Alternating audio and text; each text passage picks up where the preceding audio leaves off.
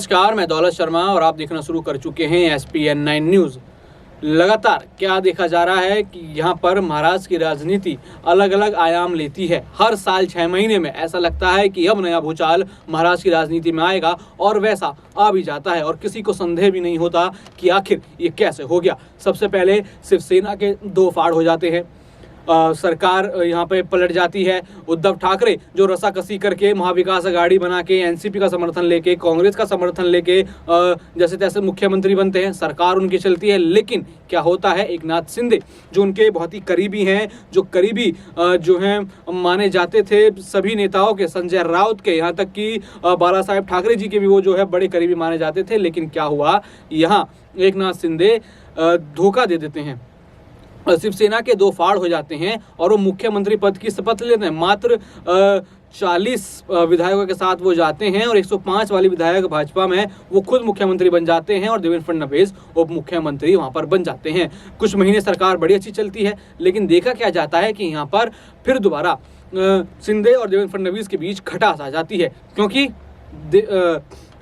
एकनाथ शिंदे के जो समर्थक विधायक थे उनको मंत्री पद नहीं बांटे गए थे। अभी तक भी कई सारे मंत्री पद शेष बचे हैं, उस समय भी कई मंत्री पद जो है शेष बचे थे, लेकिन किसी को वो दिए नहीं गए। भाजपा चाहती थी कि उनके नेता यहाँ पर आए, 105 विधायक उनके पास हैं। शिंदे चाहते थे कि मैंने आपकी सरकार बनाई है, आपका सपोर्ट किया है, तो आप मेरे सांसदों को वहां पर लें। तो इसी अनबन में जो है देवेंद्र फडणवीस और एकनाथ शिंदे के बीच मनमुटाव देखने को मिले। लेकिन ये मनमुटाव क्लियर हुए, फिर मंत्री पदों की बात हुई। फिर अचानक क्या देखा गया कि शिंदे और उनके बेटे फिर दोबारा बगावत पर यहाँ पर आ जाते हैं। उनके बेटे का बयान आता है कि अगर बीजेपी के आला कमान ने बात नहीं मानी तो इस्तीफा देने से नहीं डरेंगे। और फिर दोबारा यहाँ पर एकनाथ शिंदे जो है डाउट में आ जाते हैं। एकनाथ शिंदे डाउट में आते ही फिर अजीत पवार का गेम आप सबको पता है कि 2 जुलाई को एनसीपी के 2 फाड़ हो गए थे। शरद पवार जो राजनीति के चाणक्य है, जिन्होंने एनसीपी को इतना बड़ा करा और महाराष्ट्र में एनसीपी की एक अलग पहचान बनाई, उन्हीं शरद पवार की पार्टी अजीत पवार छीन कर ले जाते हैं और बना लेते हैं एनडीए के साथ सरकार, बन जाते हैं उप मुख्यमंत्री और तुरंत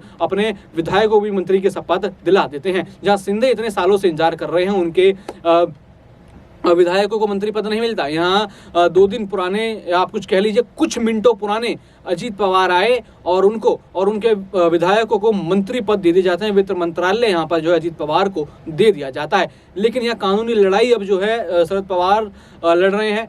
इलेक्शन कमीशन को उन्होंने नोटिस भेजा है, उसके बाद कोर्ट वो गए हैं कि योग्य साबित हो। लेकिन इस बीच बड़ी एक दोबारा हलचल देखने को मिली कि पीएम मोदी और शरद पवार एक मंच पर आ गए और उस मंच पर एकनाथ शिंदे भी थे, देवेंद्र फडणवीस भी थे और अजीत पवार उनके भतीजे भी थे। और वहाँ प्रधानमंत्री नरेंद्र मोदी और शरद पवार की वो हाथ मिलाते हुए फोटो और एक दूसरे को मुस्कुराते हुए मिले और बातें करी। किस तरीके से वो उनके जो है कंधे पर हाथ रखते हैं शरद पवार, देखा जाए तो एक तरीके से वाहवाही उनको देते हैं, वो विजुअल काफ़ी चर्चा में आए। और उसके बाद फिर दोबारा राजनीति में भूचाल आ गया, क्योंकि यूपी के बाद ही महाराष्ट्र में सबसे ज़्यादा लोकसभा सीट है और बीजेपी फोकस कर रही है 2024 पर। और इसीलिए जीत का गेम जो है यहाँ पर खेला गया है, क्योंकि शिंदे अब विश्वास के नहीं रहे हैं। बीजेपी के कई नेता कह चुके हैं कि शिंदे का वो विश्वास नहीं रहा, शिंदे फिर दोबारा पलटी मार सकते हैं और उद्धव के पास जा सकते हैं। और उद्धव ने तो यहाँ सबके लिए दरवाजे खोले हुए हैं। तो लगातार 2024 से पहले ये राजनीति